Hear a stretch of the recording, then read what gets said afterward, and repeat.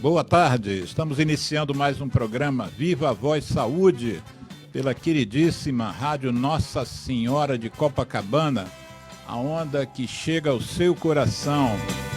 O programa Viva a Voz Saúde, como os ouvintes sabem, ele tem uma vocação que é trabalhar a saúde, de preferência a saúde pública, e com ênfase no Sistema Único de Saúde. A gente dá mais valor e tenta incensar a importância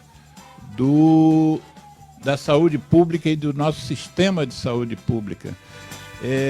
A nossa convidada de hoje é uma médica, professora, pesquisadora da Escola Nacional de Saúde Pública, a doutora Eline Engstrom. Ela é amiga nossa antiga, bastante experiência na matéria, também tem o SUS como seu norte, luta por ele já de muitos anos, não vou nem citar quantos, ela se quiser que cite, e nós vamos hoje tentar abordar um aspecto do Sistema Único de Saúde e da saúde pública, que é a atenção básica. Vamos tentar destrinchar para vocês, ouvintes, a importância da chamada estratégia saúde da família. O que vem a ser essa estratégia, esse instrumento de atendimento à população e por que a gente dá tanto valor, acha tão importante que o nosso país desenvolva cada vez mais essa estratégia. O nosso programa Viva a Voz Saúde é uma iniciativa da nossa ONG, que é o Centro de Apoio ao Tabagista, e tem o apoio da Fundação Ataulfo de Paiva, que é uma fundação antiquíssima, que começou como uma organização social, como Liga Brasileira contra a Tuberculose, o ano de fundação dessa liga é o ano de 1900, quer dizer, nós temos uma fundação que vai fazer 120 anos e que hoje, já desde a década de 30 do século passado, é a produtora da vacina BCG, que protege a primeira infância das formas graves de tuberculose, que deve ser feita de preferência a vacinação na maternidade ainda, e a Fundação Ataulfo de Paiva, que a gente chama de FAP, é também a produtora do Imuno-BCG, que é um tratamento para o câncer superficial de bexiga, que hoje em dia está sendo muito utilizado aqui no nosso país. O nosso operador Geraldo Rodrigues está aqui a postos, nas carrapetas, e o nosso diretor-geral Sidney Timbó, a quem agradecemos a oportunidade da gente estar aqui falando com os ouvintes pelas ondas do rádio 98.7 FM aqui no Rio de Janeiro, pelo site da rádio, radionsc.com, www.radionsc.com, ou também pelo Facebook da rádio, que é só digitar Rádio Nossa Senhora de Copacabana, vai aparecer o programa ao vivo para vocês e vai permanecer online. Se vocês quiserem, e a gente solicita, vocês divulguem o programa ao longo dos próximos dias. Ele vai ficar lá disponível para vocês e a gente espera realmente que esse programa possa ajudar as pessoas a ter uma ideia clara da importância dessa estratégia chamada Estratégia da Saúde da Família. Eu queria, então, que a nossa convidada Eline Engstrom se apresentasse para a gente, então, dar início ao tema que a trouxe aqui. Eline, muito obrigado pela presença. Espero que a gente consiga ajudar as pessoas a ter uma ideia desse projeto que o Brasil está envolvido, que precisa ser aperfeiçoado, implementado. E então se apresenta aí para a gente. Boa tarde, Alexandre. Boa tarde a todos. É um prazer estar aqui conversando, um papo informal. Exatamente. E vamos, assim, ficar à vontade para poder perguntar sobre esse tema que, para mim, é assim, muito importante. Faz parte hoje da minha trajetória de profissional e eu diria até trajetória de vida, né? Porque às vezes a gente acredita tanto naquilo que a gente está trabalhando que vem aqui qualquer dia, sábado de noite, domingo, a gente está respirando esse tema. Eu acho que várias pessoas conhecem, né? Já ouviram falar do que é saúde da família e tal. Não vai falar sobre a família ainda não. Tem que falar sobre você primeiro. Então tá, primeiro você. Eline Ele quer saber há quanto tempo eu trabalho no SUS. Eu vou dizer o seguinte, antes de existir SUS, eu já trabalhava.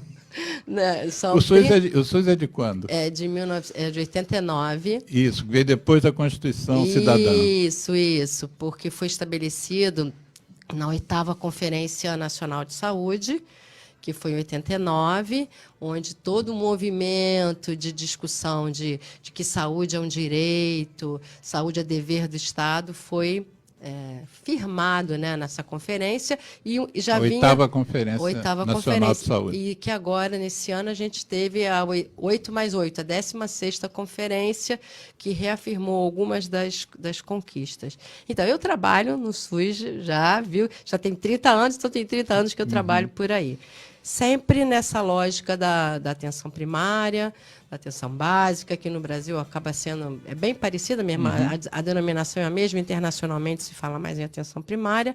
Hoje, historicamente no Brasil, a gente tinha mais esse termo atenção básica, mas hoje a gente já tem mudado um pouco para primária mesmo. Não tem muita diferença na prática. Mas é uma trajetória longa, só você ver. Se de SUS temos 30 anos, de atenção básica, um pouco mais, de formas diferentes. Você quer que eu fale um pouquinho dessa trajetória? Daqui a pouco.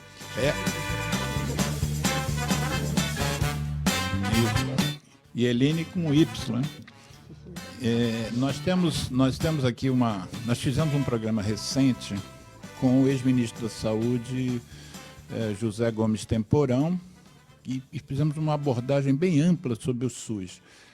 E depois nós fizemos um outro programa também com foco na saúde pública, e eu me lembro que eu coloquei um videozinho no ar, que era um trecho de uma fala da deputada federal Érica Cocai, em que ela considerava o Sistema Único de Saúde tão importante como fator de proteção social, que ela dizia que devia ser tombado como um patrimônio imaterial da humanidade, né? E eu me lembro que o Temporão, no final do programa, ele fez uma referência, por exemplo, a outros países que não têm uma proteção social como essa, que muitas vezes uma internação de um paciente leva a família à bancarrota. A família tem que vender todo o seu patrimônio para arcar com as despesas de uma internação num local onde o sistema não seja... eu não digo nem que é gratuito, né? Porque as pessoas pagam imposto para isso também, né? Mas então, já que nós comungamos dessa mesma paixão pela implementação do SUS, fala um pouquinho antes sobre você e a Fundação Oswaldo Cruz, do qual você é professora e pesquisadora. Como é que são as suas atividades lá? Eu faço coro aos meus colegas, principalmente aos que se citou Temporão, que foi um ministro da Saúde, é nosso colega lá na Fiocruz. Isso, exatamente. Então, eu trabalho na Escola Nacional de Saúde Pública, Sérgio Aroca. Sérgio Aroca deu nome à escola porque ele participou, foi um médico que trabalhou no movimento sanitarista, ajudou na construção do SUS. Ela é em Manguinhos. Foi secretário de Saúde aqui no Rio de Janeiro. Secretário de Saúde, funciona em Manguinhos. Manguinhos é naquele campus onde tem aquele castelo lindo e maravilhoso.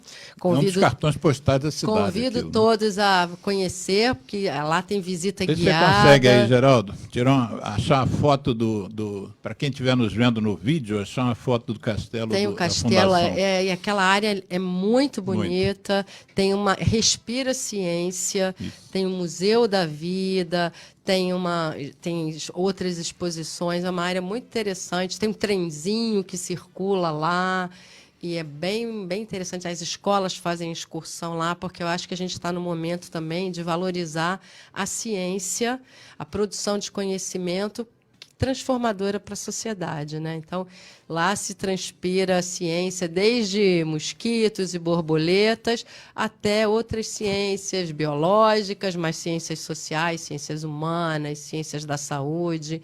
E, no final, todas elas se convergem e se ligam, né? A gente tem uma biblioteca de Manguinhos que é bem bonita. Eu estou trabalhando com pessoas nos meus ativismos de tabaco, de tuberculose, e com iniciativas que estão partindo de lá também. Por exemplo, tem o Observatório da Tuberculose, que é coordenado pelo Carlos Basília, tem o Observatório das Ações da Indústria do Tabaco, que é coordenado pela Valesca e pela Silvana Tussi. Ou seja, vocês estão envolvidos em praticamente todos os movimentos sociais ligados à saúde. É porque tem toda uma perspectiva, uma compreensão de que a gente faz ciência não é só para publicar internacionalmente, fazer um artigo que ninguém vai ler, né? Para quem não está nos vendo, que está só ouvindo pelo rádio ou pelo site da rádio, mas quem está vendo no Facebook, já está aparecendo aqui, vou mostrar o castelo da Fundação, Não essa é? coisa maravilhosa. Pode fazer visita lá em cima. Isso é um castelo mourisco. A Fiocruz, ano que vem, vai fazer 140 anos. Vai ter um grande evento comemorativo. A gente divulga aqui, de repente, ano que vem, É. a gente traz você de novo para e mais gente da traz Fundação. pessoas de lá para contar um pouco dessa história. Começou com Oswaldo Cruz, realmente, para montar ali do lado uma coisa específica em relação às vacinas e coisas específicas. E isso cresceu. E, enfim, são muitos docentes, muitos professores, muitos técnicos, tecnologistas. Então, acho que tem uma variedade. E você, o que está fazendo lá que te liga, que te faz você atuar na questão da atenção primária, que é a tua paixão? Eu sou pesquisadora e professora de programas de pós-graduação em saúde pública e tem turmas específicas de atenção primária. Hoje a gente está já na 4ª turma de mestrado profissional em atenção primária. Que você coordena. Coordeno. E a gente tem outros... A Fiocruz faz parte de redes de formação nacional, como, por exemplo, o Prof. Saúde, que é o mestrado profissional em saúde da família, que é uma rede nacional que tem no Brasil inteiro, formando... As turmas anteriores eram para médicos. Atualmente, essa de agora vai ser para outros profissionais, que é importante, de nível superior, enfermeiro, dentistas.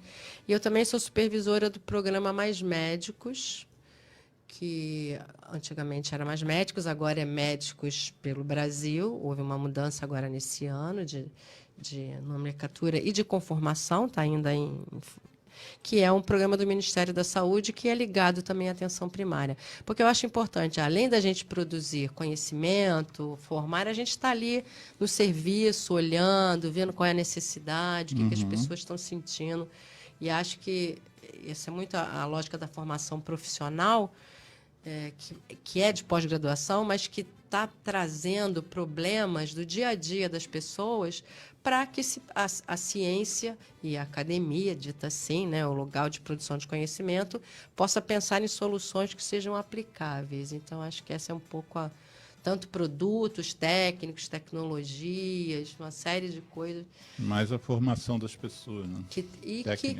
Técnica e científica, mas que produza conhecimento aplicável, né? Então, acho que essa é uma contribuição que a ciência pode dar para transformar o país, transformar a sociedade, contribuir desde pequenos conhecimentos até questões um pouco maiores. E a Fiocruz, que a gente, sobretudo a gente que é do Rio, foca muito lá em Manguinhos, mas a Fiocruz ela tem pontos espalhados por vários lugares do Brasil. Me lembro que eu trabalhei um pouquinho na época do Projeto Fundo Global com a Fiocruz lá do Amazonas. Olha, eu não tenho certeza, agora está me falhando a cabeça, se a Fiocruz está presente em 18 estados. 18 estados.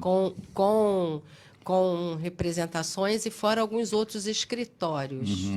Então, tem escritório regional praticamente em todo o país. Você tem ou uma representação mesmo mais formal, ou alguma instância que responda pela Fiocruz.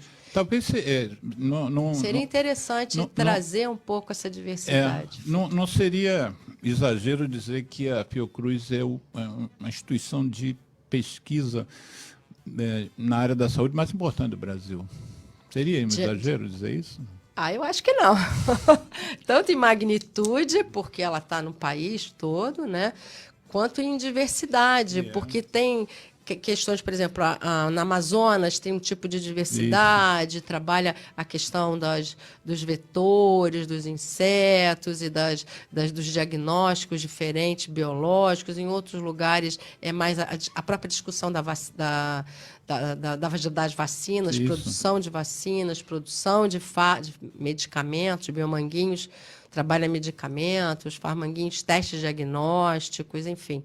Um dos luminares da minha especialidade, da pneumologia, é um colega meu, foi inclusive meu residente lá em Priscas Eras, que é hoje o diretor da Escola Nacional de Saúde Pública, que é o Hermano de Castro, né? Pois é, então a saúde pública é importante. O Hermano é voltado, é um dos indivíduos que mais tem conhecimento sobre doença ocupacional na área respiratória, trabalhou contra amianto, trabalhou contra asbesto e silicose, enfim, perseguido por muitas indústrias, quer dizer, são vários aspectos, né, que vocês atuam muito bem. Hoje, inclusive na saúde pública, tem uma discussão do ambiente, do meio ambiente. Isso, poluição ambiental também, produção de lixo.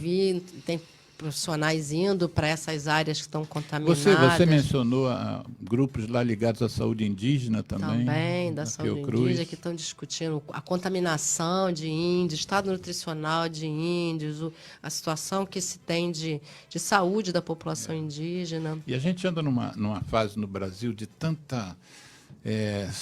tanto movimento, tantas coisas que a gente não gostaria de estar ouvindo sobre a cultura, sobre a pesquisa, sobre as universidades, né? Em vez de a gente estar valorizando, a gente, enfim... Sabe que hoje até saiu no jornal uma nota que a Fiocruz desenvolveu, e foi até uma colega nossa ali da Escola de Saúde Pública, um aplicativo, que está na moda, os aplicativos, para prevenção de violência da comunidade LGBT. Eles tem um alerta de pânico, mapeia áreas de risco, identifica sinais daquela área e eles podem... É um colar, enfim, que a pessoa pode usar e acionar o risco sobre isso. Então, Bom, enfim, depois dessa nossa já viram que é complexo. Pequeno papo aqui, eu Geraldo, já me motivei e já faço esse compromisso do ano que vem, logo no início do ano, a gente fazer um programa específico sobre a Fundação, em toda a sua amplitude. Quando vai ser o aniversário? Você lembra o mês? É meados do ano. Meados do ano. Então dá tempo da gente organizar isso direitinho.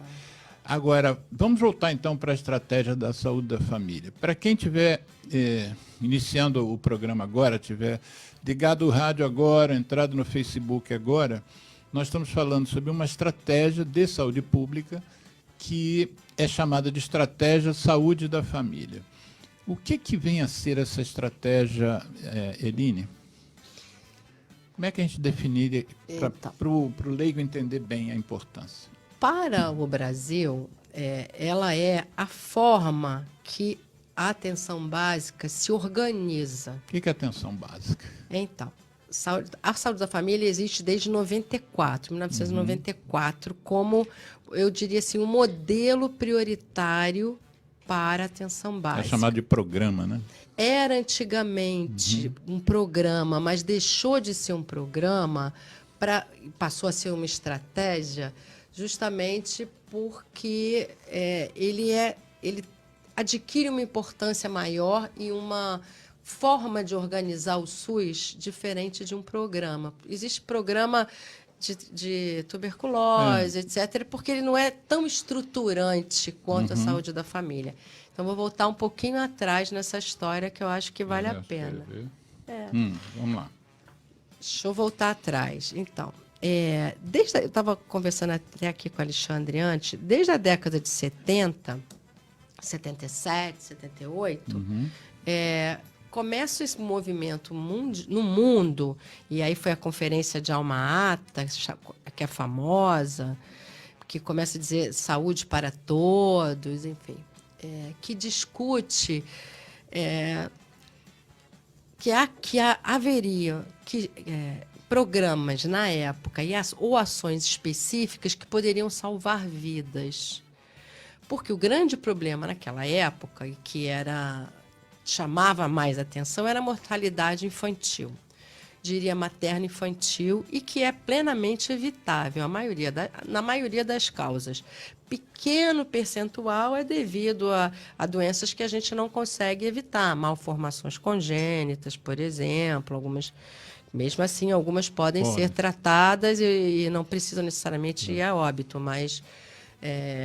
E às vezes preveníveis, né? Porque a gente sabe que o tabagismo é fonte de má formação. Pois é. Mas naquela época, a gente tinha uma mortalidade infantil da década de 70 muito elevada, e devido a pré-natal de baixa qualidade, estado nutricional, falta de vacina nas crianças, mortalidade infantil, eu digo de crianças até 1 ano de idade, né?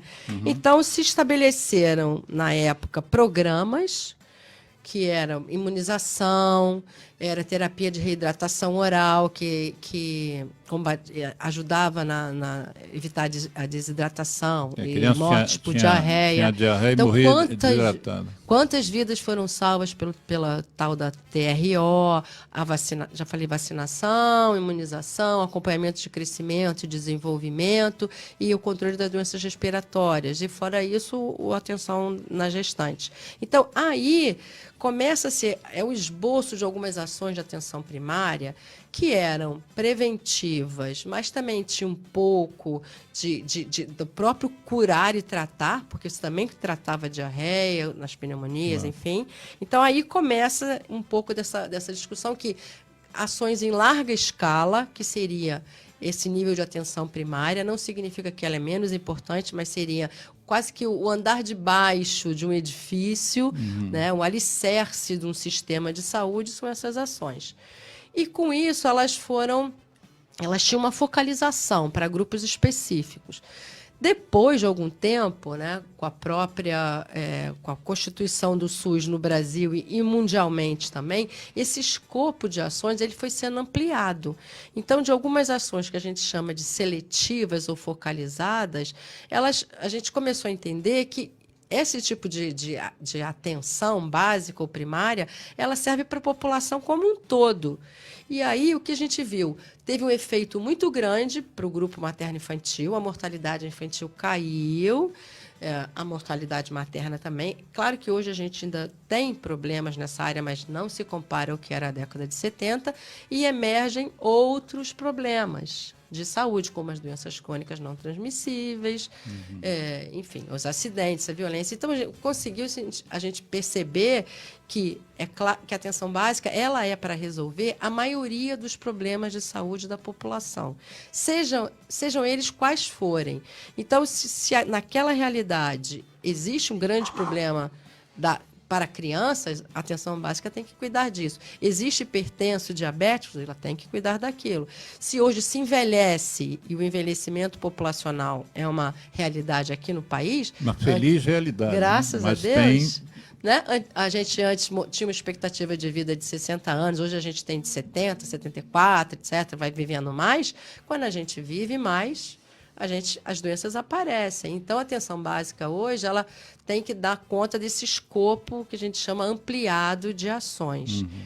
E, com isso, isso é um movimento mundial, e o Brasil trouxe para cá também, eu acho que foi bastante feliz. Em 94, então, antes já existiam algumas experiências de agente comunitário de saúde, no Ceará, por exemplo, médicos generalistas, e não dentro daquela lógica que a gente conhecia antes, pediatra, ginecologista, clínico, cada um cuidava de um pedaço da vida da pessoa ou do corpo. Depois, no outro nível, os especialistas. Isso, então. No final de 94, começa-se, que era um programa da saúde da família, começa-se a perceber quanto que esse tipo de cuidado era potente, Tá?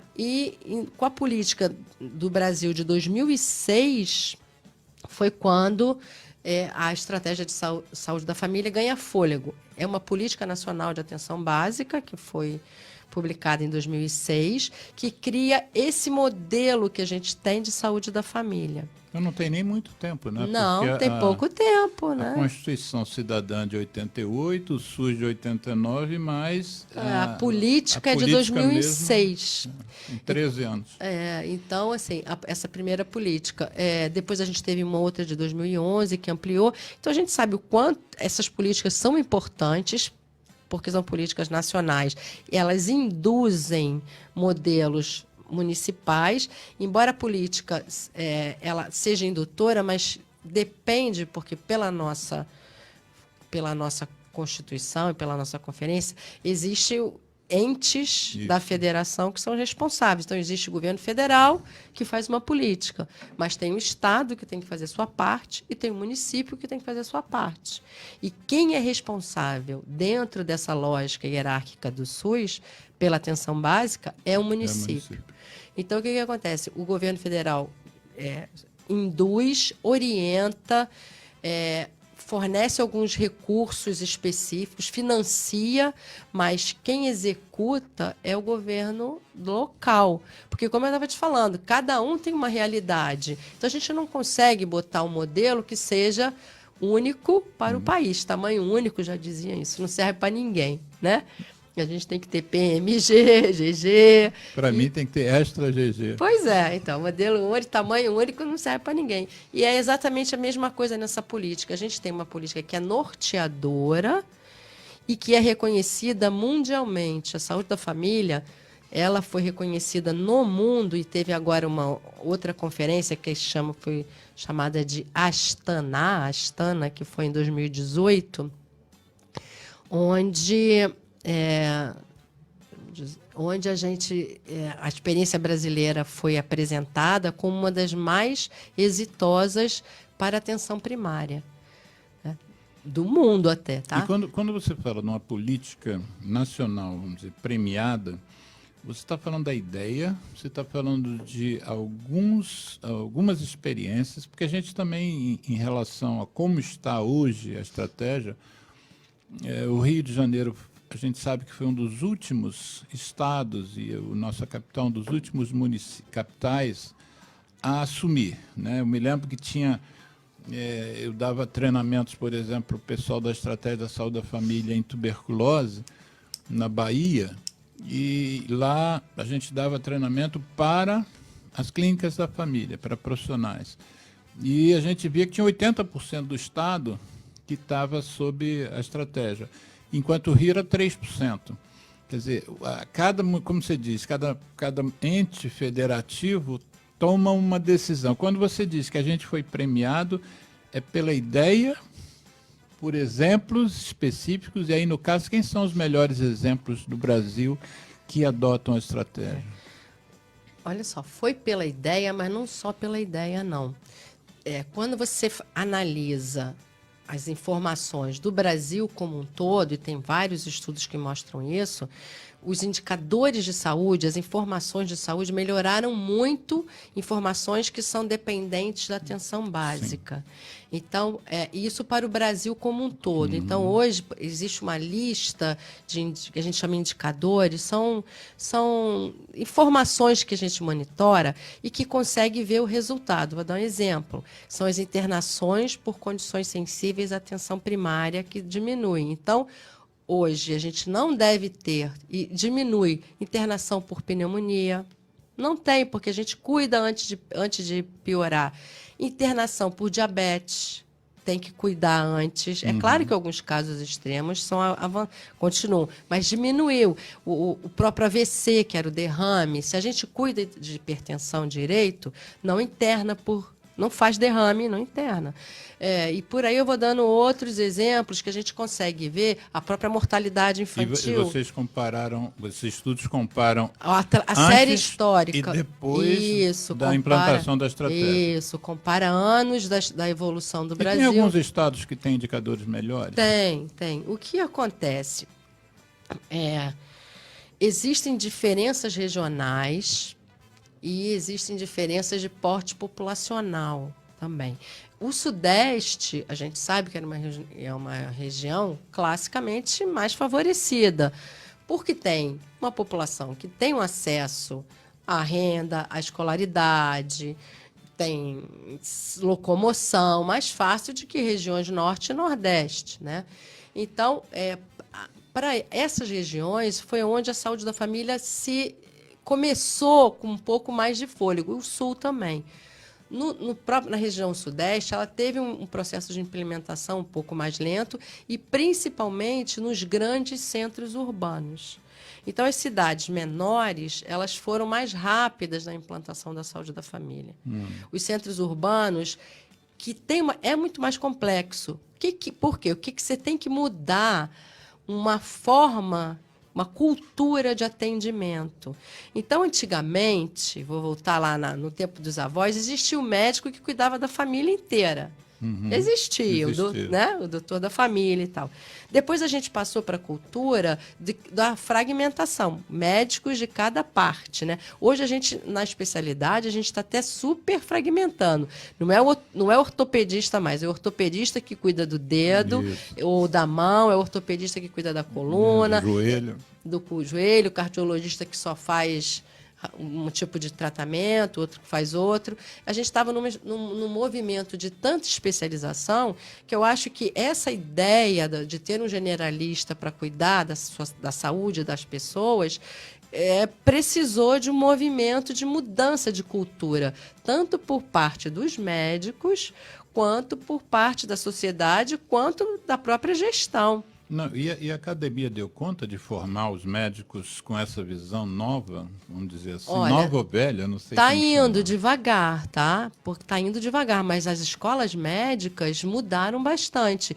Teve novas diretrizes para as escolas médicas em 2014. O próprio programa Mais Médicos, ele fez um levantamento de locais onde as faculdades, para instalar faculdades onde existiam vazios de formação, procurou ampliar as residências de medicina de família e comunidade. Eu acredito que a gente está num processo. Existe hoje o Rio de Janeiro, já que você tocou, a gente pode falar um pouco mais disso. Eu acho que o grande diferencial do Rio, que foi o aumento de 3% para quase 70% da saúde da família em poucos anos, eu diria 6 anos, foi porque ele foi acompanhado com um processo de formação, de residência em larga escala em medicina de família e comunidade e cursos de mestrado, outros cursos de especialização, porque você não muda prática sem uma série de questões, tanto a formação médica, quanto das equipes, quanto a cultura da instituição como um todo. Você mencionou, vou voltar de novo a Fiocruz, porque você mencionou mais cedo a formação do curso que você é coordenadora de formação de especialistas. Não vou nem chamar de especialista, porque mas são especialistas em medicina de família, exatamente, numa área geral. Como é que é esse curso? Assim? Quem é que pode participar do curso? Como é que o curso recebe alunos? Eu acho que nesse primeiro nível de formação, eu acho muito importante a residência de medicina de família e comunidade, que existe na Fiocruz, existe na UERJ, existe no FRJ, e no município mesmo tem uma residência muito grande. Fora isso, você acredita que nos outros estados também esteja acontecendo esse movimento? Sim, alguns sim. No Porto Alegre, por exemplo, tem, no próprio Ceará. Estados onde a saúde da família é forte, ela é acompanhada de uma formação adequada. Além da formação médica, tem a residência multiprofissional para formar para a saúde da família e a própria residência de enfermagem. Isso que eu ia dizer, porque a gente não tem que focar só no... Isso, porque a saúde da família, e aí... No médico. Antes de eu chegar a isso, eu só complemento. E aí, depois disso, a formação em mestrado, ela dá um passo além, ela produz mais conhecimento do que a residência. A residência é quase que um treinamento de habilidades, mas para a gente mudar um pouco mais a realidade, o mestrado se propõe a isso. Então, acho que esse é o papel da gente. O nome é mestrado Profissional em saúde da família. Tá. E como é que as pessoas interessadas poderiam fazer esse mestrado? Então, a gente acabou de fazer uma seleção, é um processo seletivo público, e o que a gente pede pessoas que estejam trabalhando na atenção primária. Tá. Não paga hoje, né? E a gente fez agora, em geral, é anual e assim tem que ficar de olho na página da Fiocruz sobre esse processo seletivo. Tá. Mas voltando um pouco a equipe de saúde da família, isso. Posso falar? Pode, isso? Claro. Então. Deve. O que caracteriza a nossa saúde da família e que eu estava te falando que foi uma experiência super exitosa no mundo e aqui também? É que a gente trabalha em equipe. Por entender que alguém que adoece, a pessoa que adoece, ou para adoecer, ou para prevenir, ou para promover saúde, a gente precisa de um conjunto de saberes.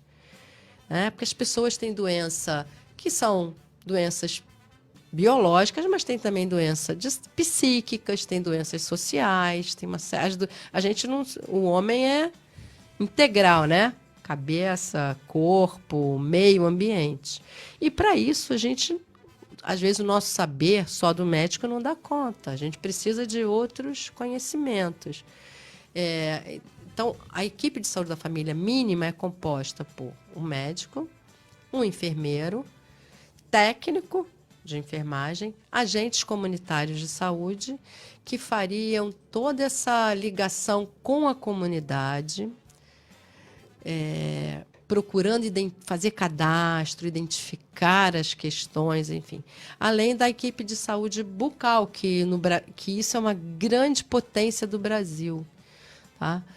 Nos outros países você não tem acesso à saúde bucal, mesmo países que têm boa atenção primária, como Espanha, por exemplo, a saúde bucal, que a gente tem no Brasil, não é pouca coisa.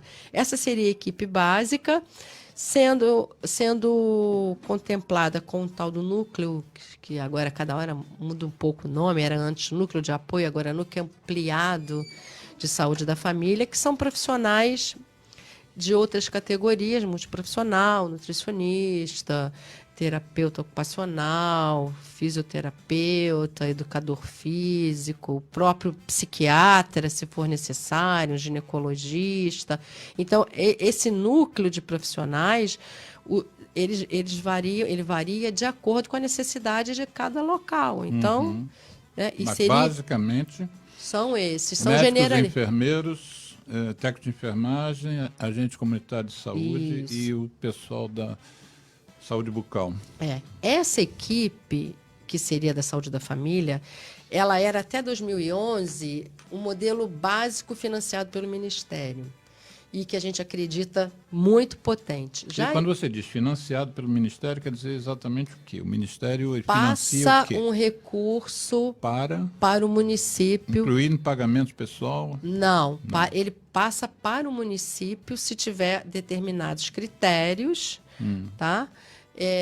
E o município é que paga aos profissionais. Ele não paga direto aos profissionais. Mas o recurso que vem inclui o pagamento do profissional? Inclui uma verba para o município utilizar. Veja bem, até antes existia um pagamento que a gente chama PAB, Piso da Atenção Básica, que era por população. Então, quanto tinha de população, existiam lá, 5.000 pessoas naquele município, ele pagava, o governo federal pagava por população e dava uma parte variável por ações específicas. Então, se ele trabalha com a questão do HIV, se ele trabalha com o controle da tuberculose, se ele informa algumas sobre gestante, ele teria um adicional. Esse ano, agora, isso é de novembro, isso está em fase de modificação. o que seria essa modificação? Foi enviado um projeto de lei que foi uma emenda constitucional, enfim, não sei bem agora, que está modificando isso. Passaria a ser feito o pagamento por população cadastrada, ou seja, quantos são os cadastrados dentro daquela área, tá? E, além disso, da população cadastrada, a gente teria ações estratégicas e também, tipo, tem saúde na escola, tem algumas outras ações específicas, e um terceiro por desempenho, que é qualidade e tal. Isso tudo centrado em base de um sistema de informação que produz informações sobre isso. De qualquer maneira, independente da forma de financiamento, é importante que, dentro desse modelo, inclusive do cadastro, que todos, né, teoricamente, isso seria universal. Toda a população deveria ser cadastrada ou atendida pela saúde da família. Ela teria direito já que o nosso sistema ele é universal. Como você começou na sua fala, alguns outros lugares o sistema ele tem uma cobertura parcial. Alguns podem ser, outros não. O próprio Estados Unidos tem esse sistema. Alguns podem acessar sem pagar, outros não. No nosso país, não. Todos podem acessar sem pagar. Então, sem pagar, não. Não pagar do seu bolso. A gente paga de outras formas. Com outras formas, com nossos impostos, etc. Mas eu te fiz a pergunta do pagamento,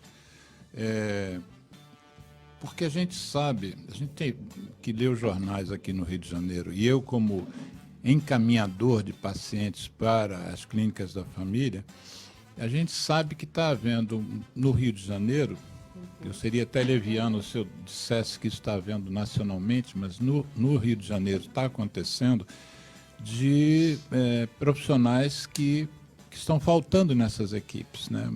Sobretudo profissionais médicos. E, por outro lado, a gente tem visto as pessoas na rua com faixas dizendo que queriam receber, que precisam receber seus salários. O que você acha que está acontecendo com a estratégia aqui no Rio de Janeiro? Voltando a dizer que não quero entrar nos outros estados, nos outros capitais, o que você acha que está acontecendo com a administração dessas organizações sociais, desse nosso governo atual, que está gerando essa insatisfação e que a mim me chama a atenção porque eu cobrava a implementação da estratégia no Rio de Janeiro, custou, mas aconteceu, e agora eu vejo mais queixas do que em outros estados, né? Pode ser que seja um viés de confundimento aí, porque eu leio os jornais do Rio, os jornais da TV são mais focados no Rio. O que você acha que está acontecendo na realidade? Bom, eu vou dar uma opinião técnica dentro dessa lógica. De fato, hoje estamos tendo problemas na atenção à saúde no Rio de Janeiro. Como um todo. Como um todo.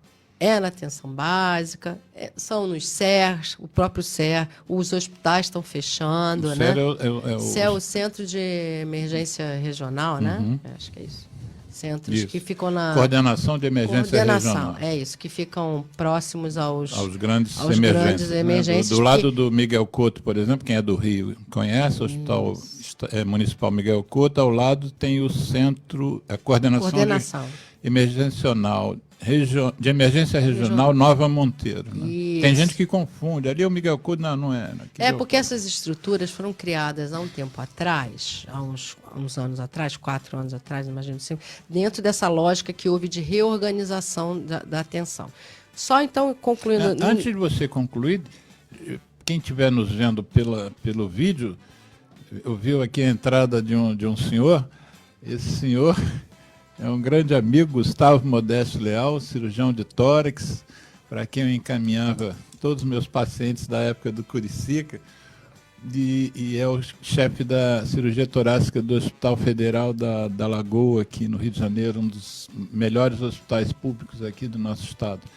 E que trabalhou no Miguel Couto. E que trabalhou no Miguel Couto também, né? Pode falar dessas emergências. Exatamente, pode falar um pouco do atendimento emergencial. Mas, então, desculpa então, que eu te interrompi. Eu vou fazer uma breve comentário sobre isso, depois a gente pode abrir. Então, acho que hoje a gente vive uma questão na saúde que vai para todos os níveis, certo? E aí é uma questão da gestão para todos os níveis. Porém, ela desestruturou um processo que a gente vinha desde 2010 construindo. Uhum. Isso que me preocupa e me entristece, porque, como eu estava te falando no início, você mesmo disse, a gente tinha 3% de saúde da família. Não significa, na época, até 2009, não significa que a gente não tivesse atenção básica, né? Acho que eu gosto sempre de falar isso. Aqui no Rio, a gente tinha ótimos centros municipais de saúde, que faziam bem as ações de tuberculose, de programas, vigilância, a imunização era forte. Então, a gente tinha centros municipais, mas que não tinha a lógica de cobertura de território, de população cadastrada, de responsabilidade real sobre o cuidado da população como um todo. E a própria utilização dos agentes comunitários de saúde não era uma coisa tão ampla quanto hoje. Não tinha, né? Basicamente, não existia. Então, o que a gente viu? De 2010 para cá, se o Rio investe na modificação desse modelo, que era da atenção básica tradicional, que a gente chamava tradicional, que tinha lá o centro de saúde tradicional, com os médicos, enfim. Que tinha especialistas também. Tinha especialistas, pneumologistas. Nada, eu acho que sim, é importante que tenham alguns especialistas na atenção básica. Lá, exatamente. O pneumologista, o psiquiatra, hoje são generalistas importantes da atenção básica. Mas o que acontece? De 2010 para 2016, mais ou menos, se investe nessa modificação de modelo. E aí foi ter que atrair gente, mudar a cultura, reorganizar unidades. E aí o que a gente viu? Que essa reorganização ela estava dando bons resultados e diminuindo, inclusive, a procura pelas emergências. Estava dando certo, né? Estava dando certo. Claro. Estava dando certo, embora a gente veja um modelo de forma de gestão que talvez não fosse o melhor, que seriam pelas organizações sociais, porque é um modelo que não tem muita sustentabilidade, diria assim. A gente tem visto isso claramente. Foi um modelo muito bom para ampliar rapidamente. Porque se não tivesse isso, o ritmo, a velocidade de ampliação seria mais lenta. E foi uma forma de mostrar que daria certo. Então, assim, entender que a saúde da família não é uma forma, não é uma característica de um dado governo ou outro, um político ou outro. Ele tem que ser uma política de Estado. Independente do governo que estiver lá, ele é uma política que dá certo, que orienta o sistema, organiza o sistema. Por quê? O SUS, para funcionar, ele tem que ser organizado. Não é possível que a gente tenha as várias portas, a gente chama portas de entrada no sistema, né? Porque, às vezes, não dá certo a pessoa procurar emergência porque precisa uma eventualidade, ok, assim, no final de semana, estou passando mal e tal. Agora, você só procurar emergência porque você não tem outro lugar para você ir, é que está errado, porque a emergência ela vai tratar de você pontualmente, mas ela não vai corrigir, não vai dar seguimento, não vai ter efetivo. Então, o que acontece? Naquela época, ampliou a saúde da família, se criaram esses centros de emergência e estava se indo não estava excelente, mas a gente estava indo num processo de melhoria. O que eu vejo dentro dessa gestão é não entender que isso é rede. Geral, a imagem. A saúde da família precisa de rede para funcionar. Ela precisa de atendimento, mas precisa de ter especialistas, porque você faz um diagnóstico, você tem que mandar, às vezes, faz um diagnóstico, alguém que precisa de uma cirurgia, você tem que dar continuidade ao tratamento, precisa de exames mais especializados. A saúde da família não vai resolver tudo, mas ela resolve a maioria das coisas. E aí, sem essa rede, o que acontece? As pessoas ficam embarreiradas, criam barreiras de acesso. Hoje, o que eu entendo, o que eu vejo é que a gestão atual não tem um modelo organizado de atenção, porque você gasta mal. Gastar dinheiro lá em determinadas coisas, está gastando mal. Porque a impressão que dá é que não só está gastando mal, mas está gastando pouco, né? Porque as queixas de falta de insumos, de falta de pessoal, enfim. Nós vamos fazer um intervalo de 2 musiquinhas que o Geraldo vai botar e a gente volta já ouvindo também o nosso médico que trabalha no nível terciário, não é na atenção primária, mas que tem uma visão do todo importante pelos anos que a gente já milita, né, Gustavo? Daqui a pouco a gente volta com 2, 3 musiquinhas sobre cigarro, Geraldo. Eu me chamo Tony Garrido, junto de Vange Souza, a gente convida a dizer não ao cigarro, não ao tabaco.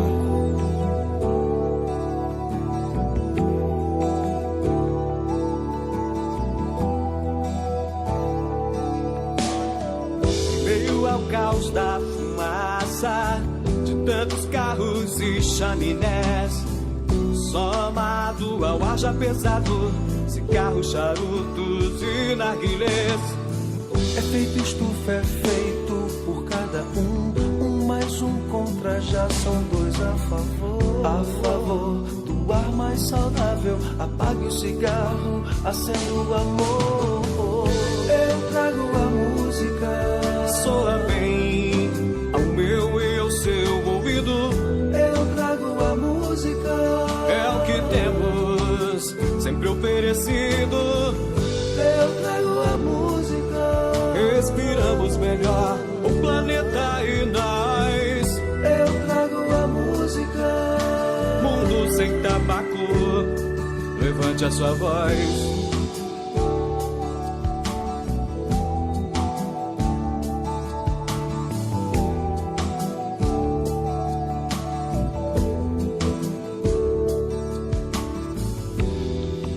Eu trago a música, soa bem ao meu e ao seu ouvido.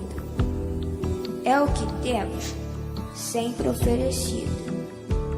Eu trago a música, respiramos melhor o planeta e nós. Mundo sem tabaco, levante a sua voz. É feito estufa, é feito por cada um mais um contra, já são 2 a favor. A favor do ar mais saudável, apague o cigarro, acenda o amor. Eu trago a música, soa bem ao meu, ao seu ouvido. Eu trago a música, é o que temos sempre oferecido. Eu trago a música, respiramos melhor o planeta e nós. Eu trago a música, mundo sem tabaco, levante sua voz.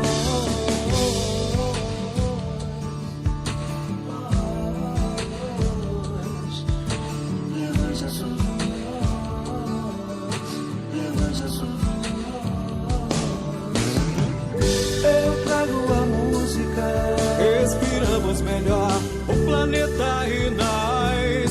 Eu trago a música, mundo sem tabaco, levante a sua voz.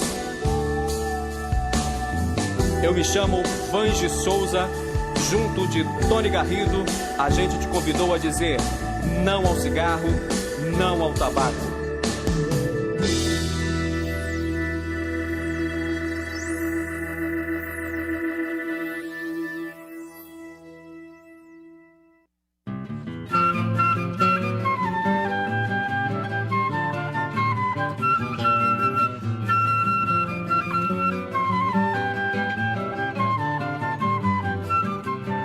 Eu sou fumante à luz do sol e do neon. Quem não gosta de cigarro desconhece o que é bom pra tosse. Também não sabe que a bronquite infernal, juntamente com pigarro, são meu charme matinal.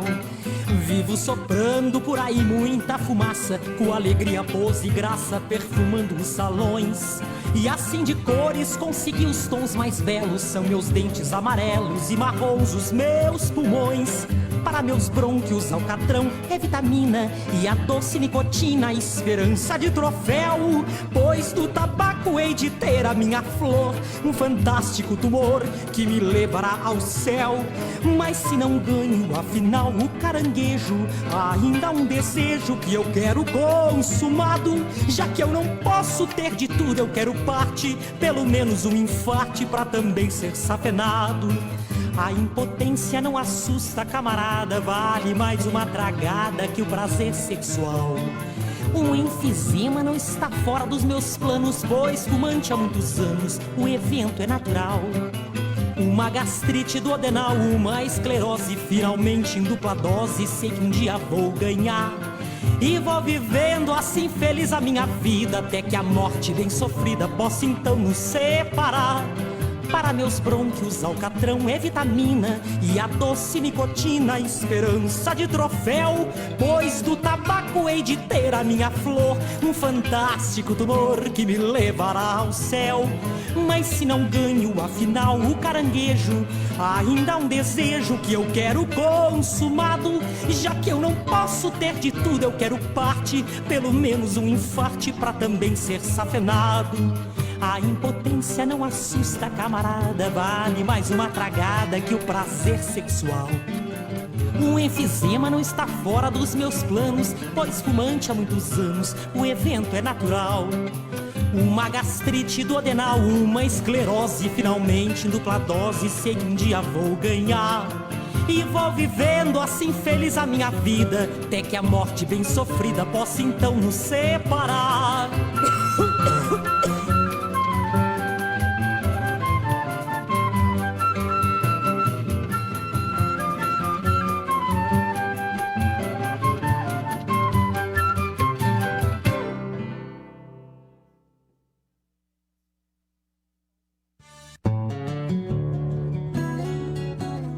ZY1 201, Associação Comunitária Nossa Senhora de Copacabana, 98,7 FM, a onda que chega ao seu coração.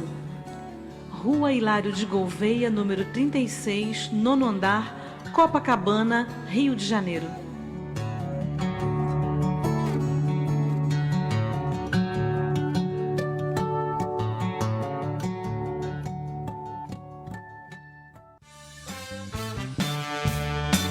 Estamos retomando o programa Viva a Voz Saúde de hoje, com o tema Estratégia Saúde da Família, e a convidada médica, professora, pesquisadora da Escola Nacional de Saúde Pública da Fundação Oswaldo Cruz, a doutora Eline Engstrom. E juntou-se ao programa também o médico Gustavo Modesto Leal, que vai nos ajudar a entrevistar a doutora Eline, porque ele trabalha num setor que é mais terciário, que é o Hospital Federal da Lagoa, é o chefe da cirurgia torácica daquela unidade, uma unidade importante aqui no Rio de Janeiro, e nós dois somos mais voltados para a medicina já terciária, apesar da nossa paixão mútua pelo SUS, como a nossa convidada, mas em relação à atenção básica, a gente está tentando valorizar a estratégia, a saúde da família, aqui sugando os conhecimentos da doutora Eline Engstrom. E eu vou, então, pedir ao Gustavo que se apresente rapidamente para a gente, então, tocar em alguns pontos que a gente considera importantes. Você já podia, ao se apresentar, e já introduzir aí a sua avaliação sobre o tema do nosso programa de hoje e as condições que nós estamos no estado do Rio de Janeiro. Boa tarde, Alexandre. Somos amigos, doutora Eline, somos amigos desde a época que o arco-íris era preto e branco. E realmente trabalhamos muito. Preto e branco com a cruz de malta do lado esquerdo do peito, né? Ou preto e vermelho. atualmente. Mas o fato é que realmente trabalhamos muito, vimos ao longo desse tempo mais recente, né, vimos crescer um sistema, uma tentativa de organização do sistema de saúde. Foi uma coisa assim que deu até alguma animação, e a gente lia muito que o estado do Rio de Janeiro era o segundo pior estado da União em termos de assistência de rede básica. Em resumo, assim, em termos práticos, as pessoas não conseguiam acesso ao sistema se não fosse por conhecimento próprio, familiares, etc., ou então entrando nas emergências. Foi um sistema que foi feito para propiciar um atendimento mais humano às pessoas e não ficar naquela forma de a pessoa ficar lá junto com 1000 pessoas esperando atendimento de 1 segundo, enfim. Então, mais recente, isso houve uma melhora muito grande. Óbvio que era um sistema que ele estava precisando ainda de ser aperfeiçoado, né? E agora, mais recentemente, nós vimos que pouco a pouco esse sistema foi sendo desativado, digamos assim. Custou a ser implantado e agora para vem sendo destruir, para desmontar, está sendo rápido. E o que nós vemos hoje é que, a partir do momento que as pessoas só podem ter acesso ao sistema de saúde via rede básica, e a rede básica deixou de existir, quer dizer, perdeu muito a sua resolução,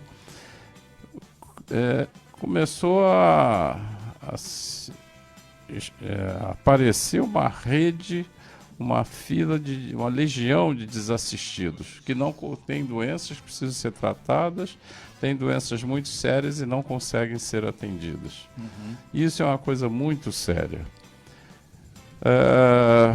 A consequência disso é que, como a rede básica, o Programa de Saúde da Família, perdeu a sua função, com a sua resolução, seja porque não tem médicos nos programas, seja porque acabou mesmo a clínica, e as pessoas começaram então a voltar para o seu atendimento na emergência. A gente soube que houve demissão de 5.000 profissionais de saúde nesses últimos momentos. No município, né? Só no município. Só no município do Rio. Isso criou um hiato muito grande que agora nós vemos que vai contra a filosofia do SUS. O que apareceu nesse ato? As clínicas populares. Que as pessoas, para fugirem da emergência, daquele atendimento da emergência, não conseguem o atendimento na clínica de família, então vai para as clínicas populares e ele tem que pagar o que ele já estaria pagando quando ele paga imposto, né, para ser atendido, né? Então isso mostra uma outra coisa, que a necessidade total de um sistema de atendimento das coisas mais simples, né? Então, eu me lembro que eu defendi uma tese que já não é de hoje, que a gente tem a questão da responsabilidade fiscal, né? Um gestor, pode ser responsabilizado por questões fiscais. Eu acho que está na hora da gente ter uma responsabilidade sanitária, quer dizer, o que está acontecendo no Rio, esse desmonte da saúde pública do Rio de Janeiro, mas notadamente na atenção básica, não quer dizer que o atendimento secundário e terciário estejam às mil maravilhas, a gente sabe que não, as filas para se conseguir uma vaga de CTI são bem conhecidas, mas eu acho que os gestores, eles saem, eles passam e eles não justificam absolutamente nada. E ao contrário, a gente às vezes acompanha que mesmo com esses indicadores péssimos e essas evidências de que as coisas não estão dando certo, eles estão se lançando candidatos à reeleição, inclusive, não só no Rio, mas em outros locais, como se eles não tivessem responsabilidade nenhuma pelo caos sanitário que a gente eventualmente vive. Eu acho que a gente tem que ser, nessa história, assim, totalmente solidário aos profissionais que estão lá. Exatamente. Porque o que você falou, diminuiu o número de profissionais, 5.000 mandados embora. Os que ficaram estão tendo que atender em dobro, em triplo. Sem salário, muitas vezes. Antes até da greve já estavam assim, com condições piores de trabalho, e agora 2 meses sem salário. Então, agentes comunitários foram demitidos, um percentual elevadíssimo de agentes comunitários. Para quem é leigo, qual é o papel inclusive porque, como a gente sabe que isso é mais recente, né, a adoção do trabalho do agente, qual é o papel específico dentro dessa estratégia do agente comunitário de saúde, que eu sei que você valoriza muito? Então, o agente comunitário, ele é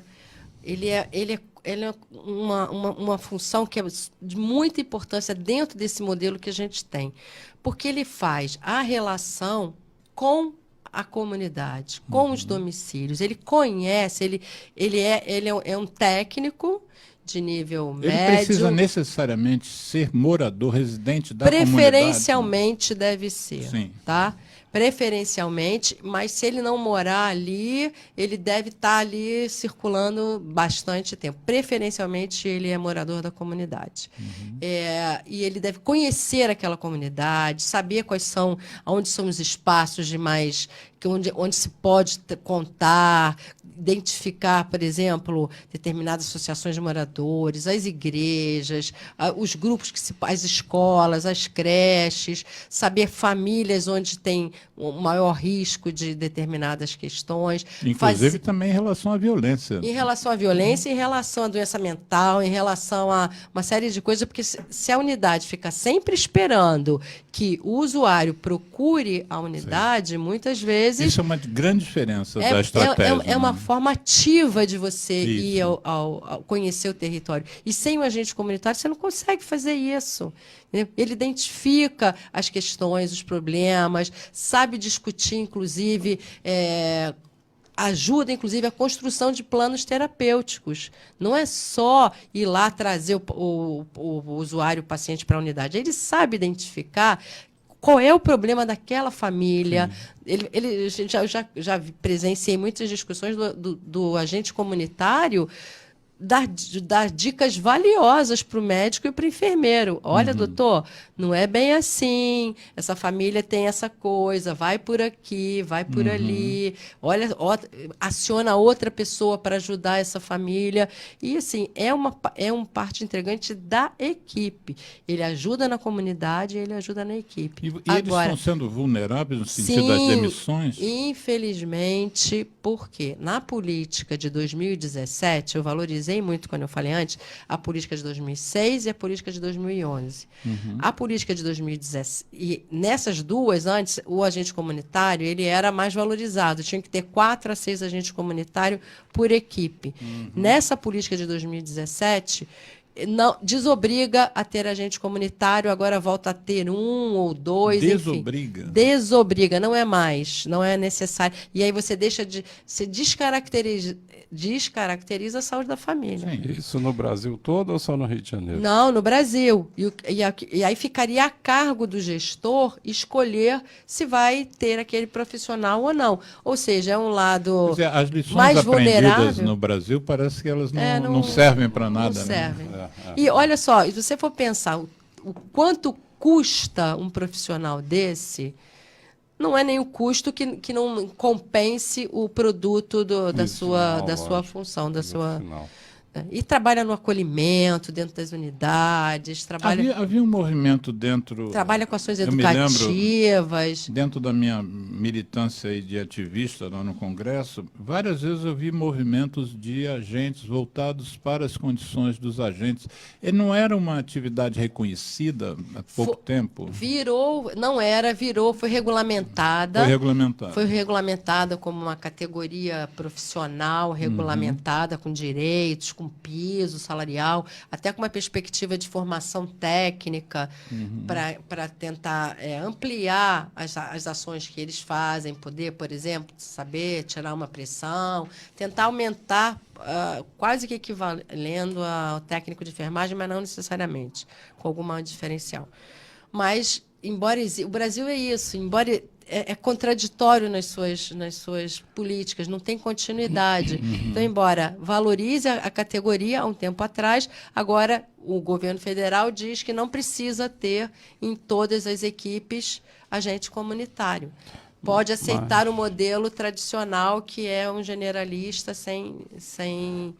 Mas isso tem sido seguido no resto do Brasil? Isso é por adesão. Então, sim, isso começou há pouco tempo.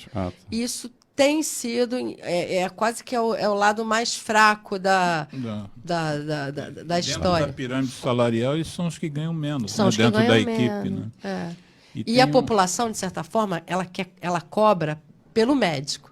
Tem que ter médico, tem que ter Isso. enfermeira. A população ainda não... A não gente percebe. do mesmo jeito que a gente ainda não cobra, já está começando a melhorar, né? Que a gente quer um SUS de qualidade para todos, etc. Esse modelo ainda de eu quero a saúde da família com agente comunitário, eu quero a saúde da família com dentista. Isso deveria ser uma forma, uma coisa quase que assim, a gente deveria exigir isso, porque está na política. Eu acho que a gente também, para exigir isso, a gente tem que entender a importância, né? A gente, no intervalo, estava comentando que uma das coisas que eu percebo é que a população brasileira não dá ainda o valor ao SUS, apesar de 30 anos da existência do SUS, não dá o valor que ele merece, né? Então, a gente fica ouvindo piadinhas sobre o SUS, porque se você estivesse em tal lugar, seria atendido assim, no SUS assado. Tem vários memes sobre o SUS, quando, na verdade, o SUS é um direito e uma conquista da população brasileira e que deveria ser implementado, melhorado, aperfeiçoado, melhor financiado, não há dúvida nenhuma. Mas como é que vão se preocupar com esse melhor financiamento se a população não demanda? Né? Se a população não vai para a rua e não demanda, eu quero um atendimento melhor. Então, eu me lembro de uma crítica que sindicalistas faziam ao CISREG, ao nosso sistema de regulação de atendimento, de internação de cirurgia, que o CISREG seria uma forma que foi encontrada. A gente sabe que o CISREG é um sistema da racionalidade, né? Da racionalidade do atendimento. Mas uma das coisas que alegava é que o CISREG tirava o povo da porta das unidades que estavam ali reclamando, cadê minha consulta, eu quero minha consulta, porque agora você vai em casa, vai esperar que você vai ser chamado e comunicado, que vai ser comunicado, o seu atendimento vai ser tal, só pode ir para casa, pode ficar aguardando. E eu me lembro de uma colega enfermeira que foi trabalhar numa CAP aqui do Rio, em que deram ela uma incumbência dela ligar para algumas pessoas, uma lista, para dizer às pessoas que o atendimento dela estaria já disponível. E ela, no primeiro dia de trabalho, ela desistiu, porque ela ligava para as pessoas e a família dizia que aquele familiar tinha morrido e começava a xingá-la no telefone a cada vez que ela dizia, olha, tomografia do seu fulano, a internação do seu Beltrano, mas você agora que está me ligando. Ou seja, o sistema que é um sistema para dar racionalidade, ele também tirou o povo da rua, o povo que incomoda, o povo que a gente está vendo fora do país, que o povo demanda. E o nosso povo, aparentemente, em termos de saúde pública, ele não tem grandes demandas. Eu não vejo grandes movimentos cobrando melhorias no sistema. O que vocês acham dessa questão? Não adianta balançar a cabeça, não. O microfone está solto aí. Eu não posso falar em público. Não, olha só uma coisa para esclarecer, assim, para a gente pensar historicamente. Hoje... falar sobre o SUS, tá? Se o SUS dá certo ou não dá certo. Assim, eu acho que o SUS está num processo de maturidade, de crescimento, tem muitos problemas e muitas coisas boas. Agora, vamos pensar que tem interesses para que esse sistema não dê certo. Porque se o sistema der certo totalmente, quem é que vai pagar um plano de saúde? Se o sistema... Porque na hora que aperta o negócio, o povo quer ir para o SUS. Na hora que você precisa de... A própria judicialização é isso. Quando você quer medicamentos que hoje você não tem acesso, as pessoas entram na justiça e pedem para o SUS pagar. Que a saúde suplementar não paga muitas vezes. Porque a saúde também. suplementar não paga. E é um direito dela, tá certo. Não estou falando que...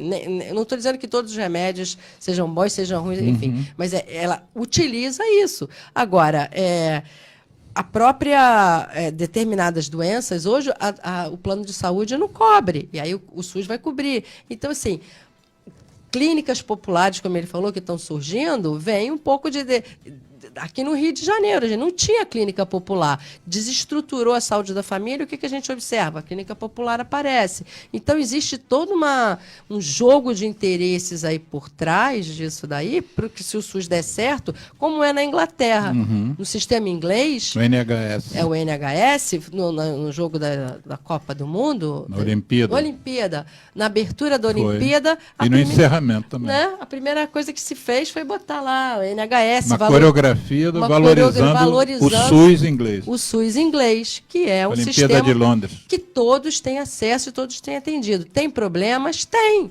Problemas vão ter, porque assim, a complexidade das doenças e das demandas cada vez é maior. É claro que vão descobrindo novos medicamentos, novas formas de tratamento, de terapia, e as pessoas, isso às vezes implica em custo para o sistema.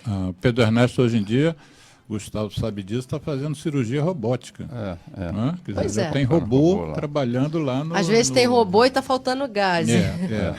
Isso é muito comum. Tipo isso.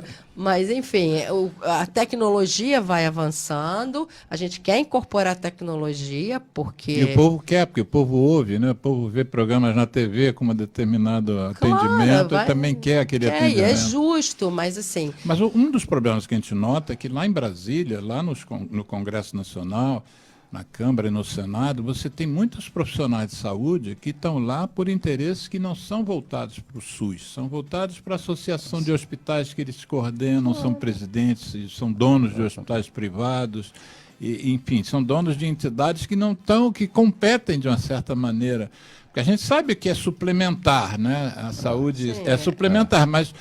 eles atuam como se fosse assim, vamos tirar a gente do SUS e botar aqui no nosso planinho. E paralelo a isso, você tem uma emenda constitucional 95 de 2016 que limita um teto de gasto para o SUS, ou seja, congela, e a gente agora não pode reajustar, tem subfinanciamento do SUS, porque cresce a demanda, cresce a população que hoje não tem plano de saúde, cresce a população desempregada, cresce as demandas, e agora a EC 92 estabelece um teto de gastos. O nosso ministro da Saúde, se não me engano, o ministro Mandetta, se não me engano, há 2 dias, disse que a saúde perdeu 500 milhões que foram desviados para o fundo partidário.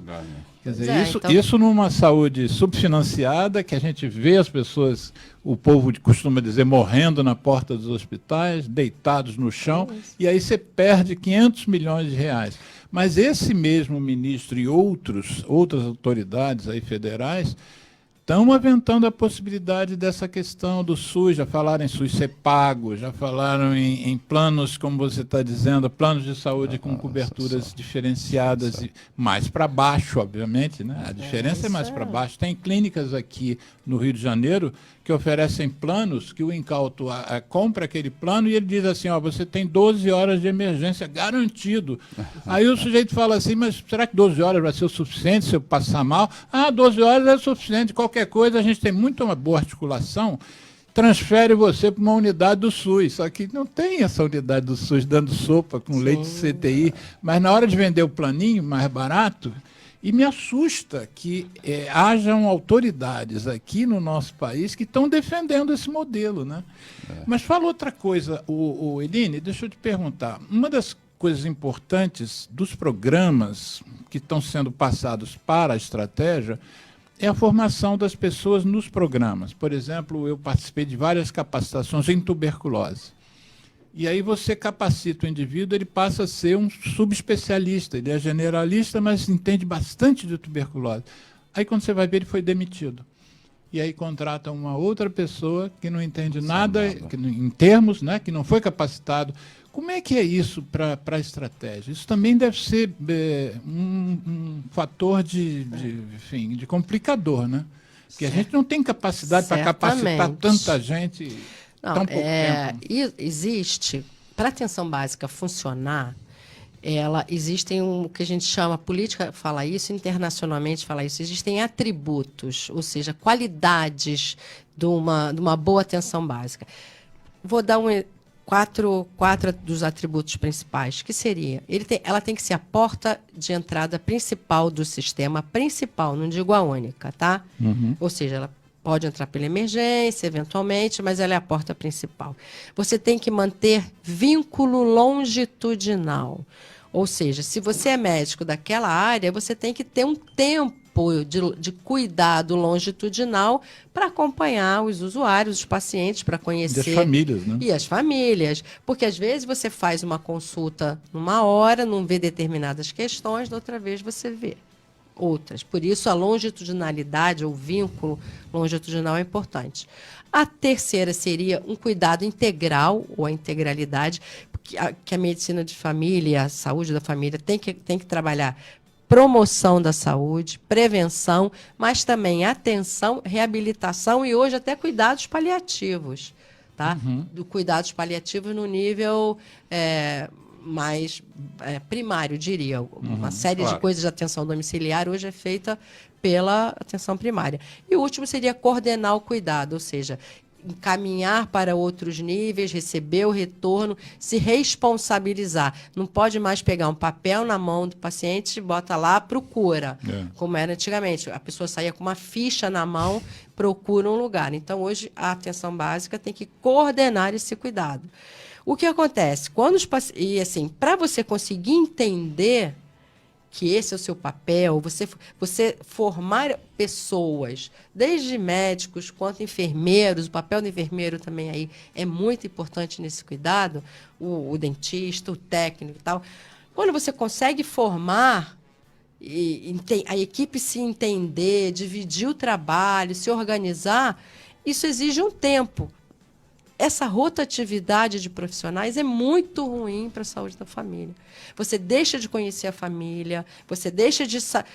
O paciente acaba largando o tratamento, você não sabe o que é, você se perde, Então, atrapalha a questão da muito. Confiança também, né? O vínculo, a confiança. E as questões técnicas mesmo. A pessoa, quando começa, você não sabe o que você vai priorizar naquilo, você não entende qual é o mais importante. Você tem que atender um X de consultas num turno, num X de outro. Qual que é a prioridade? Cada equipe ela se responsabiliza com quantas pessoas? Então, pela regulamentação atual, que é razoável, é justo, em torno de 4.000 pessoas. Tá?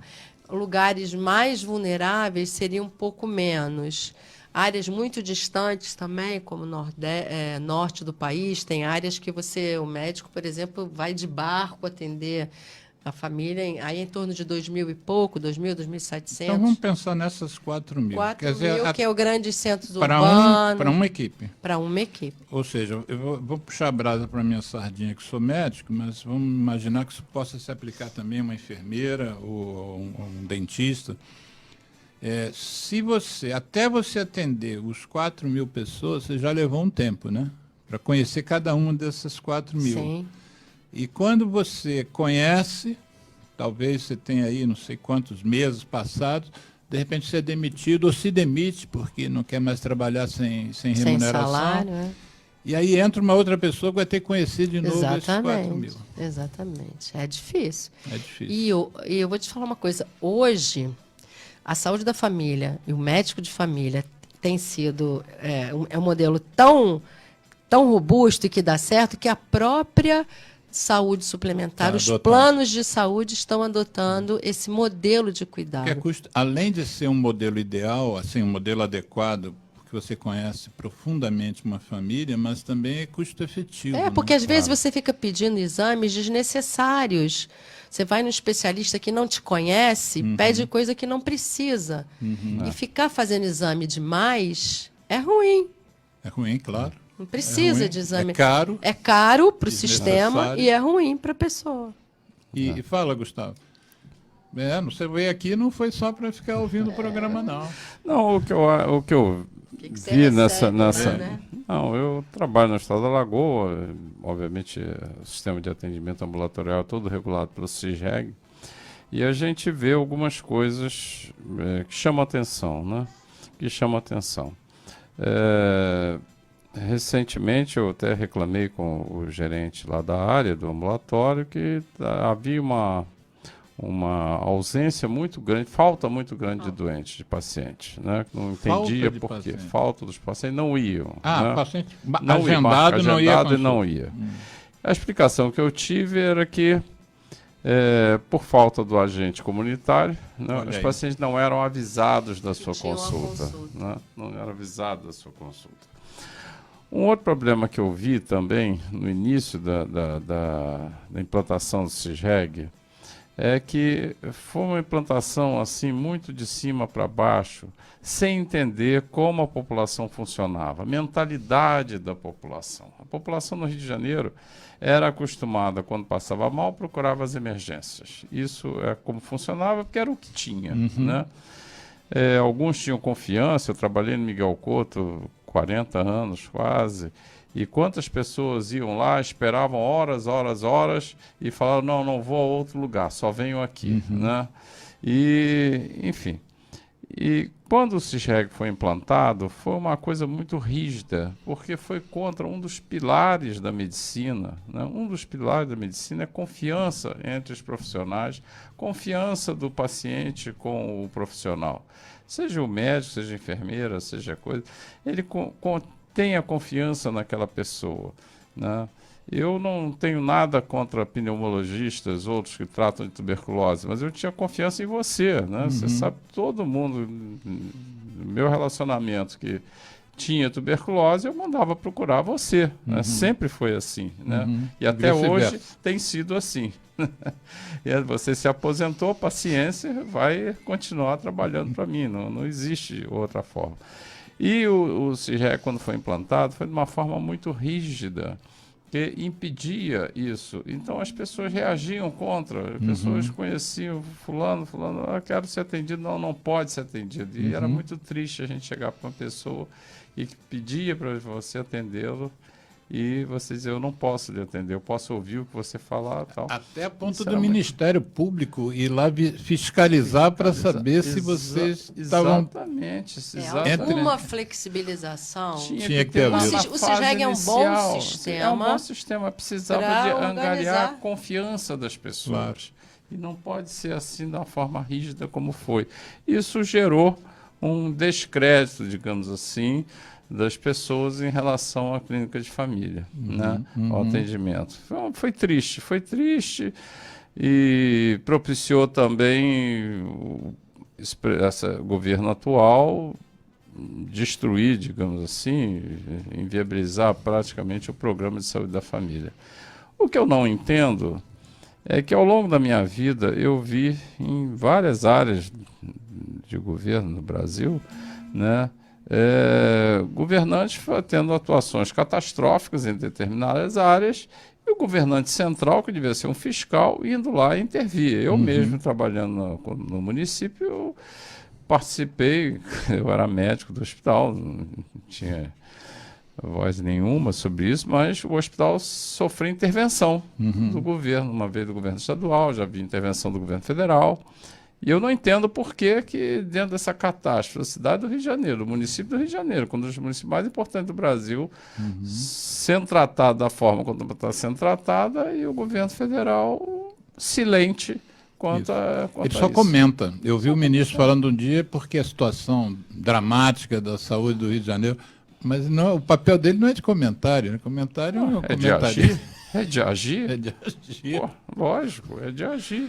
Bom, a gente não pode deixar a nossa convidada, que já deixou claro que nós estamos numa posição até de fazer pressão sobre ela, né, na verdade. Por que você não reclama mais? Exatamente. Mas ela, o que você falou tem a ver, nós estamos num processo, né? Quer dizer, eu acho que esse programa também serve para que a gente dê instrumentos às pessoas de perceber, gente, pode ser muito melhor.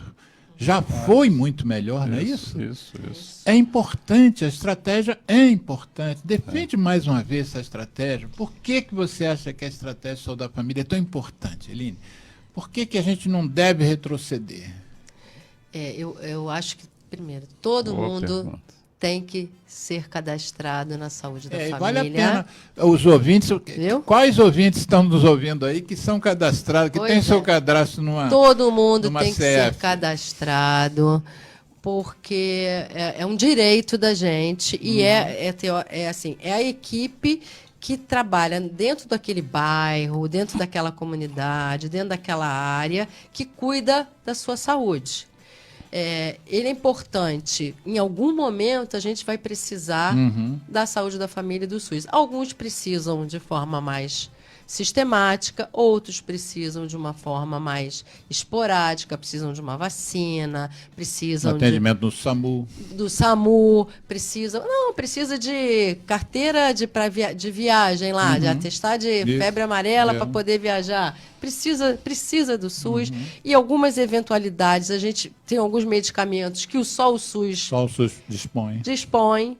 Como a tuberculose. Algumas outras, você até pode conseguir em outros lugares, mas é um custo tão elevado que o SUS vai te garantir, como, por exemplo, tratamento para HIV, AIDS, em relação à AIDS. Então, assim, é um direito nosso e eu acho que à medida que que a gente se sinta pertencente a esse sistema, a gente vai cobrar um pouco mais de melhorias, exigir melhorias. Eu acho que mesmo a classe média tem que ter sua equipe de saúde da família, e porque na própria classe média você vê muitas situações de perda de emprego, de perda de plano de saúde, de situações outras que você precisa cuidar. Geraldo Rodrigues, você está inscrito em alguma clínica da família, você trabalha em Copacabana e mora em Botafogo. Você está inscrito, Sim. Geraldo? Puxa, uma boa pergunta, rapaz. É uma boa pergunta simples, não é nem boa nem ruim. Simples, né? Pois é, eu, graças a Deus, eu uso o plano de saúde, né? Sim. Mas eu fiz um tratamento lá no fundão, né? Sim. E aquilo, o que era aquilo? Não tem nada a ver com isso, né? Não, mas hoje em dia, você para fazer o tratamento no fundão, tem certa época que você vai ter que ter o seu cadastro, a sua equipe de referência. Você não consegue acessar direto o fundão mais. Eu tenho Fundão, cadastro para quem lá. não é do Rio de Janeiro, é o Hospital Clementino Fraga Filho, que é o hospital da Universidade Federal do Rio de Janeiro. A gente tem o carinho, chama carinhosamente de fundão. É uma coisa que me chamou a atenção, aqui em Copacabana, às vezes eu vindo para a rádio, eu vejo pessoas com um colete. São os agentes comunitários. Agentes comunitários, né? Que é uma coisa que chama atenção aquilo ali, né? Uma pranchetinha na mão. Eu até falei com eles, assim, até queria que viesse alguém aqui, né? Falar a respeito, né? É importante fazer o contato. Mas o posto aqui de Copacabana aqui em Copacabana tem uma equipe. Ele não cobre toda a área, porque é um número reduzido de equipes, tá? Copacabana é uma cidade. Né? Então, e o número de equipes deveria ser muito maior. Então, o posto de Copacabana ainda tem um número menor de equipes. Mas ele atende o Tabajara ali? Atende. Atende o Tabajara. Agora eu vou pegar o Geraldo pela palavra, atende porque é o que a gente tem que... Chapéu Mangueira tem um outro. A gente tem que reverter. Pegar a sua palavra, que está quase no fim do programa, mas para a gente usar como um símbolo. Você disse assim, graças a Deus eu tenho um plano de saúde. Né? Eu acho que a gente deveria dizer, pode ser evocando Deus, evocando uma força superior, mas eu acho que a gente tem que lutar para que a gente diga, graças a Deus, o nosso sistema de saúde público é muito bom. Que é, na verdade, o que você, Line, trouxe quando você fez referência à Olimpíada de Londres, que fez parte da festa, porque é importante para o inglês saber que o NHS, né, o National Health System deles, o SUS deles, funciona. Então, a gente tem que tentar mudar essa lógica. As UPAs fazem parte que você disso? diz assim, você diz, graças a Deus, eu tenho plano de saúde. Fica 2 meses sem pagar. Aí depois que você ficar 2 meses sem pagar, você teve um problema, foi demitido, não teve seguro-desemprego, e aí você vai usar. Você sofre um acidente qualquer, você fratura uma perna, e tenta. Fratura a perna até eu não sei, porque emergência... Ou deixa talvez. Você fazer 60 anos para você ver como é que essa mensalidade sobe. A sua aposentadoria, mais de metade vai pro graças a Deus. Eu ouço falar que a UPA, né, que tem excelentes atendimentos, a UPA de Botafogo, ouço comentários assim sobre algumas UPAs. Fala da UPA, já que nós não tocamos na UPA, tocamos no CR e na atenção básica, mas um minutinho sobre a UPA, antes da gente terminar. O que é a UPA? Quem quer falar sobre a UPA? Gustavo? A UPA foi um sistema elaborado pelo ex-secretário de Saúde, o Sérgio Cortes, né? Na época, quando teve uma epidemia de dengue, criou-se vários postos de atendimento, foi uma epidemia, né? O nome é esse mesmo, em que os hospitais não davam vazão àquele atendimento. Eu participei, eu estava no meu conto, na época, quando começou a dengue, ninguém sabia o que era, eu era chefe de equipe, o número de atendimento, os médicos não davam vazão àquela quantidade de atendimento, nós começamos a fazer atendimento, né? Nós começamos a fazer atendimento em grupo, pegávamos 20 pessoas e eu fazia uma dissertação para as pessoas, explicava o que era, tudo mais, e mesmo medicava. Quem complicasse, voltava para um atendimento especializado. E essa doença, essa epidemia continuou, então criou-se essas tendas, etc. e tal. Viu-se que com isso você esvaziava a emergência, e a UPA, então, foi um sistema elaborado, era parte de um sistema que, na verdade, nunca se terminou de ser implantado, em que o Hospital da Emergência, no caso aqui da Zona Sul, na São Miguel Couto, ele ia ser o centro de recebimento de doentes já que tivesse um atendimento inicial na UPA. A UPA era para o atendimento unidade inicial. Pronto atendimento. Pronto né? atendimento. UPA. E depois, com coordenação, ele iria ou não para o hospital maior, né, de atendimento secundário e terciário. E com o tempo ele virou uma outra emergência, né? E que hoje se mistura com todo esse sistema que foi já demonstrado pela doutora Eline, né? Que tudo torto por força da clínica de família, que devia ser a base de tudo, né?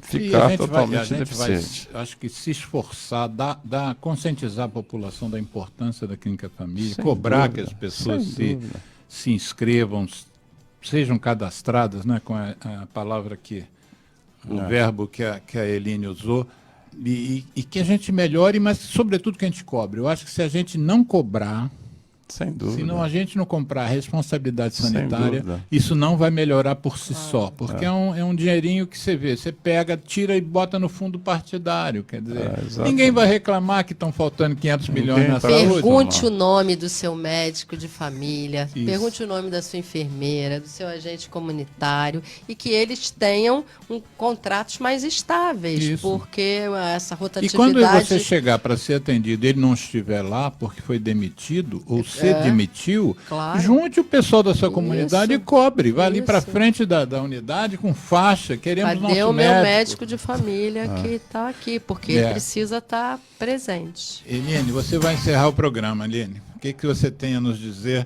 em 1 minuto para encerrar o programa? A mim, ao Gustavo, ao Geraldo, mas sobretudo a quem estiver nos ouvindo. Você que vai encerrar em 1 minuto. Em 1 minuto. Eu sou otimista. Eu acho que a vida é cheia de altos e baixos. As políticas têm horas que são positivas e caminham para frente, tem horas que tem algum retrocesso, mas eu acho que a gente tem que estar vigilante, prestando atenção nela e sabendo para onde que a gente quer ir. Acho que a gente quer ir para um cuidado, para um SUS que seja universal, público e gratuito, organizado pela atenção básica, mas que a gente tenha acesso também a níveis secundários e terciários quando necessário, e saber que a gente vai ter que caminhar muito e batalhar muito para chegar nesse nosso horizonte que vem aí. Eu estou confiante que a gente vem junto com propostas democráticas e que incluam a voz das pessoas. Gente, estamos encerrando mais esse programa Viva a Voz Saúde pela Rádio Nossa Senhora de Copacabana. Obrigado pela audiência. Divulguem o programa via Facebook. Um abraço.